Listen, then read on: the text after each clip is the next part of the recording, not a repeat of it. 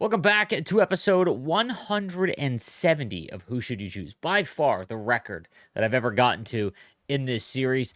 Yesterday, if you didn't check out the channel or you missed the news, there was some info that was dropped because Best Buy, there's always one of the websites or retailers that provides like the detailed list of like the full game details before all the other info happens. And just so usually it's Best Buy or one of those like EB Games, for example. But nonetheless, we got a ton of info. And if you want to go check out that video, it is there for you. One of the biggest things, though, was Be a Pro. We've heard a lot that Be a Pro is going to be revamped, but one of the lines says that it's going to include voice acted cutscenes. Awesome to hear. Love to see that. I'm really excited to see how that's played out because I think that adds a lot more immersion to the actual mode, and I think that's going to make Be a Pro far more interesting. They also mentioned for Hockey Ultimate Team a couple things. One was Rivals. It's not confirmed, but it looks like there's something we called ranked competitive matches as opposed to rivals. So it looks like rivals getting a change. This could just be a fresh coat of paint. But I'm very interested to see because rivals desperately needs a makeover, and squad battles isn't mentioned anywhere. I think the Hut Cup Chase, the new offline mode, is going to be replacing squad battles. What's interesting is we did get more details on that as well. I talked about this for years. I don't think they used my idea, right? Obviously. But I talked about this for years that it should emulate franchise mode a lot like what mini seasons does in MLB. We got it confirmed that there's an 18 game season for the Hut Cup Chase where you're trying to make the playoffs. You're playing CPU offline, you're trying to make the playoffs. You're trying to win the cup, and then there's exclusive rewards for doing so. Now, I hope that the rewards are substantial because in MLB, a lot of people ask me, is mini seasons good in MLB? It's not really. It's for offline players. There's other offline stuff that you can play. I'm not a big mini seasons guy at all. I rarely play it. There is exclusive cards that you can only get in mini seasons, but they are an afterthought after launch, really. It's just a way for you to complete objectives by using your lineup or the things required to get all the objectives done. So I'm hoping that this mode for Hut, because if it is replacing squad battles, that's a substantial piece of rewards gone. Because squad battles is like one half of the rewards that you get really in Huts. In mini seasons, it's like it's basically a vehicle to complete objectives in an easy manner. The rewards they're not bad, but they're not. There's better ways to get rewards in MLB, even if you're an offline player.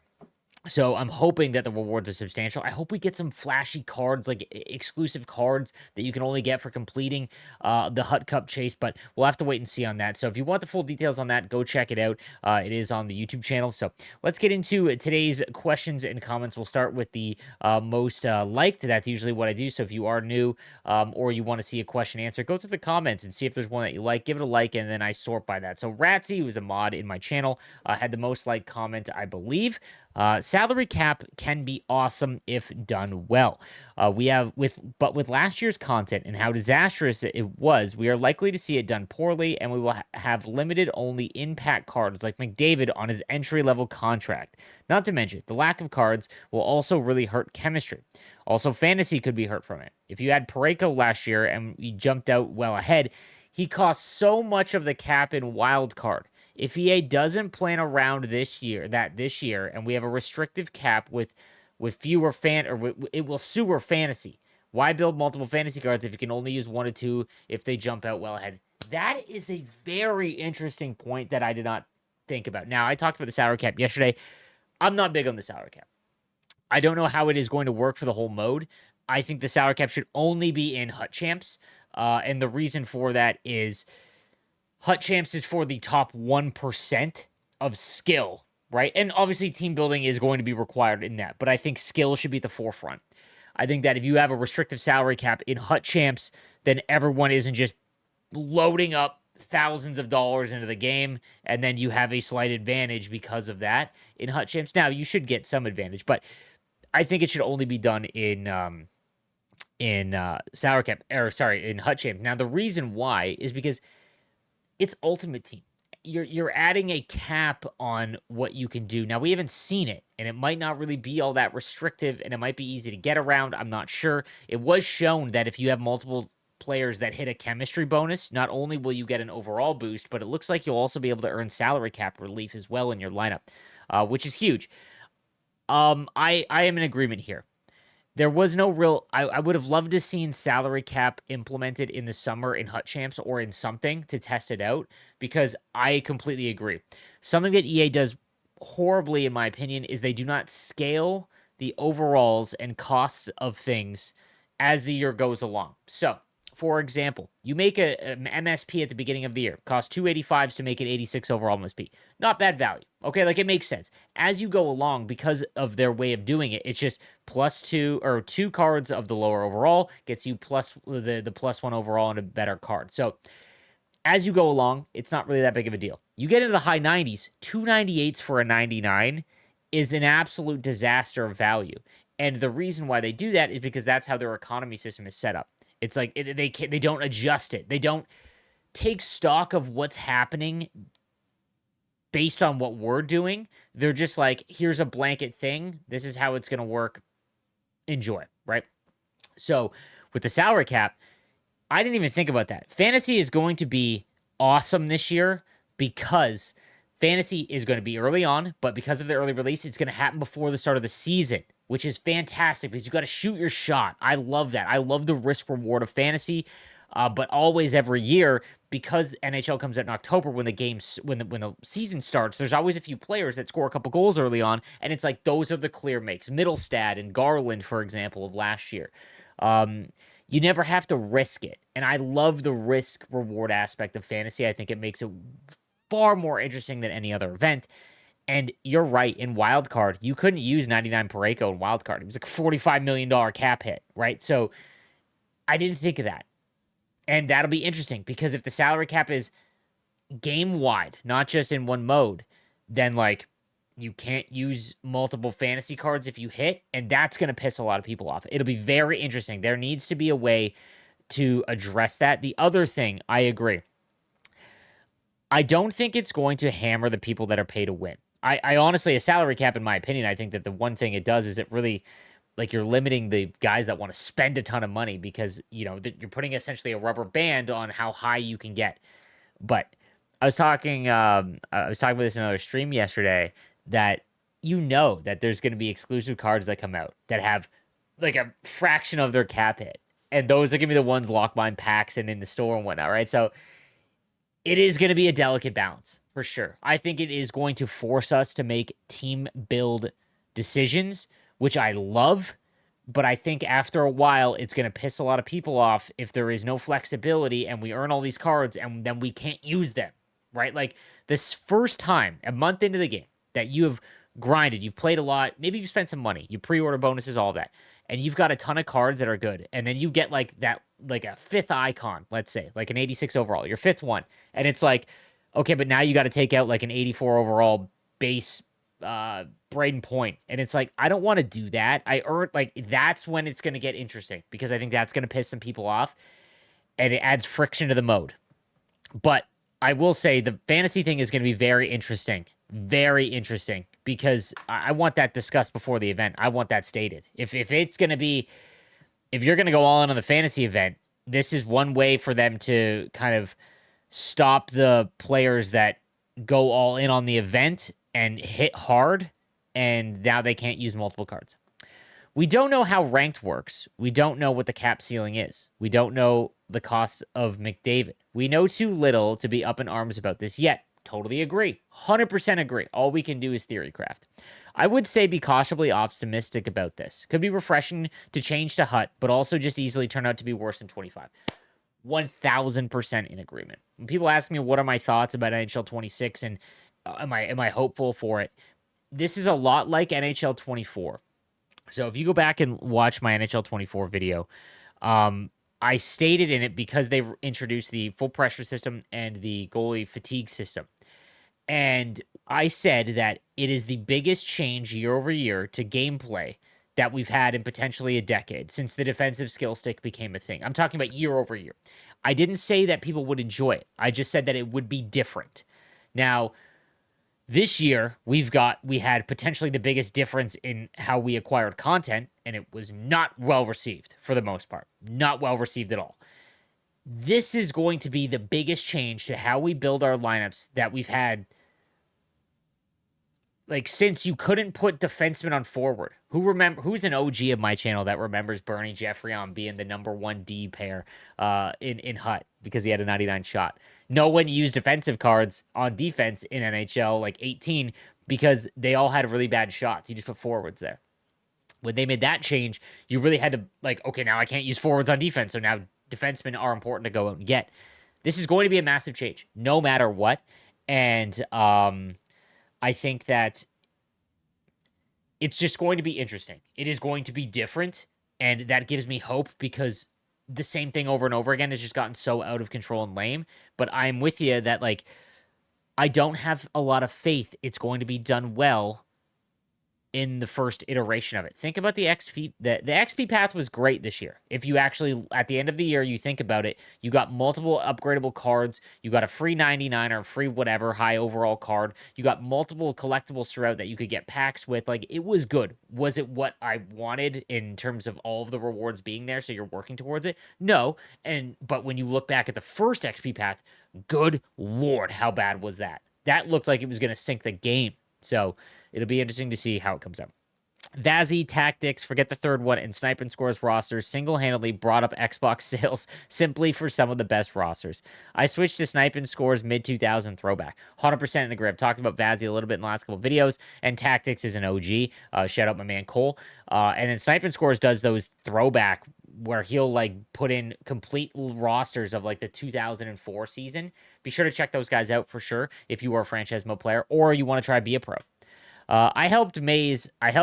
25 wasn't 25. I helped Maze. 25 shockingly wasn't as bad for cards. Somewhere in the 9,000s, including like 80 McTavishes, 80 McTavish, and 90 McTavish, but still noticeably lower than years before. Flames had less cards than the Ducks, which is wild given the Flames were tied for the playoffs and Ducks were a top 10 pick. If we get previous year's version of the amount of cards and this year's style of making them all more usable, we'll be in a great spot.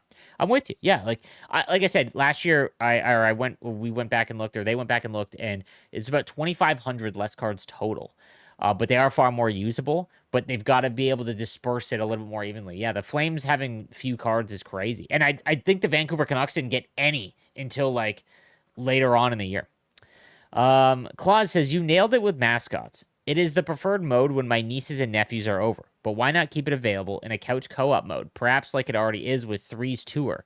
Don't remove it from the whole game, but remove it from Hut. Reasonable compromise, in my opinion. Yeah, like, mascots is widely hated. I want to say by 80% of the player base. We're just older.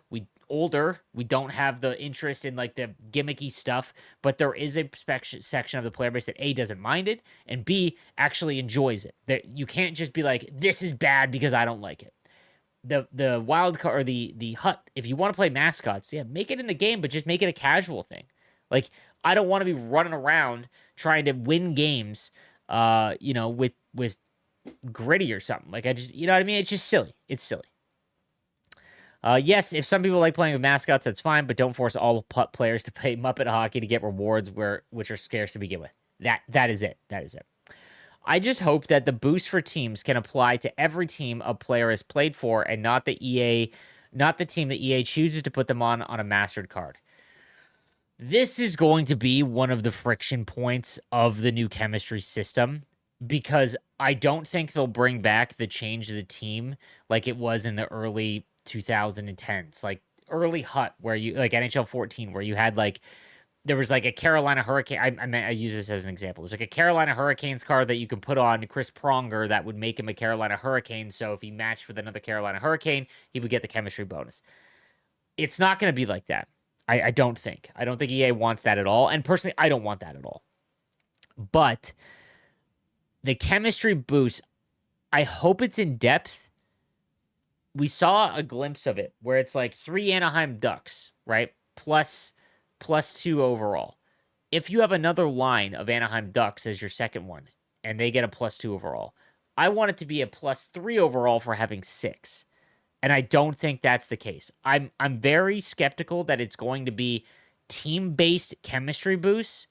I'm guessing that it's going to be line by line, which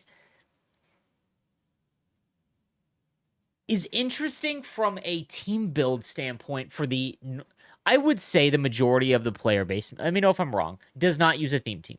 Okay, I would say like if I were to put a number on it, I would say like 20 to 30% uses a firm theme team. I'm talking like they only use Sharks. They only use Montreal Canadiens and their alumni or players that played for them, right? The majority of HUT players play the game, work to acquire a master set player item from an event, earn some other cards via rewards throughout, and then you just kind of mash your team together that is, okay, I've got a favorite player like Solani, but I'm a fan of the Toronto Maple Leafs, but I like Solani, so he's in my lineup, and so on and so forth, right? You have favorite players. And I think the line by line could help in that aspect. So let me give you an example. I'm a Sharks fan. Okay, so my first line is whatever the best Macklin, Celebrini, William Eklund, and Will Smith cards are. Okay, and they get a boost because they're all San Jose Sharks, right?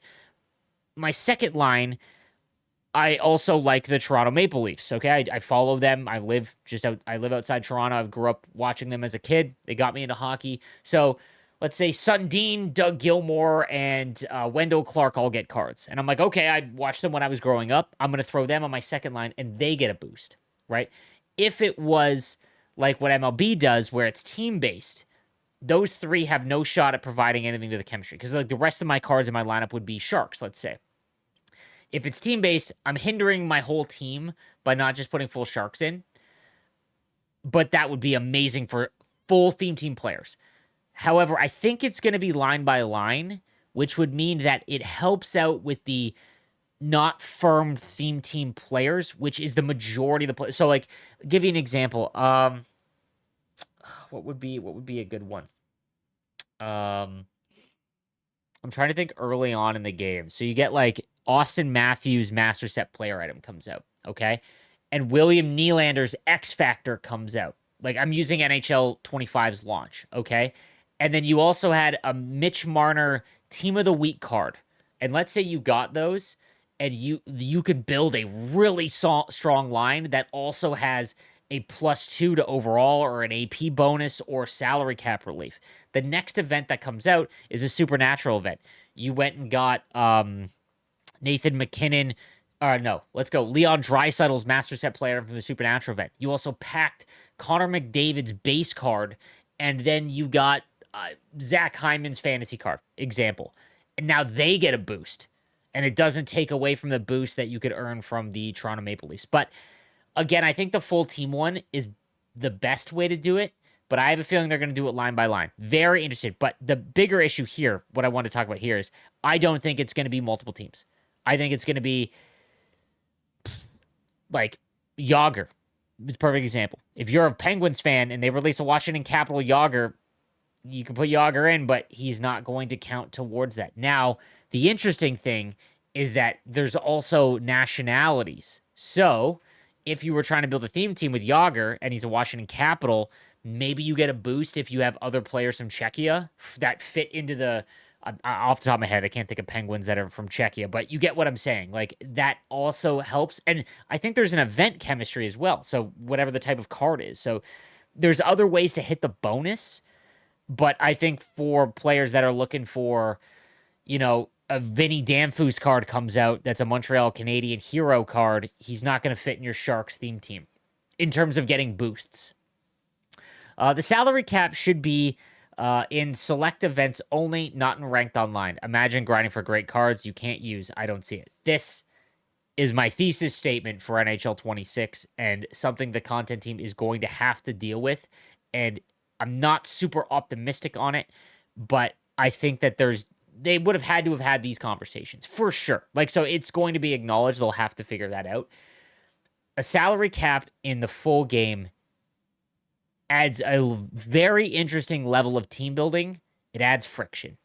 It adds the Mike in Indiana. He comes home, he rips a couple packs. He has an unbelievable pack pull luck. He's been playing all year, slowly grinding. He can't put all those cards in his lineup. Is it interesting that now he's got to make decisions for his lineup? Yes. Is it a piss off when you're just trying to put some cards that you got in your lineup and you don't want to have to deal with all of these restrictions just to play the HUT Cup chase mode? Yeah. So again, delicate balance. I'm very curious. See, and then again, you get the dichotomy of the community. I love the sound of the salary cap. We'll see how it plays out. The more strategy, the better. And again, there's a debate going on here in regards to if it's going to be good or not. And I really, really like like I mentioned earlier, Hut is going to be different from a team building aspect. Doesn't mean it's going to be good. It is going to be different, which just inherently makes it more interesting. I think that's the best way to say it. It's just more interesting, and I'm excited to see how it plays out. So tomorrow, guys, we get the gameplay deep dive. We're going to get our first look at the gameplay of NHL 26. We're going to talk about it. I'm going to have a live stream when the stream goes live at 11 a.m. I'm also going to have my gameplay breakdown that I always do. So be sure to check that out, and I will see you guys tomorrow. Have a good one.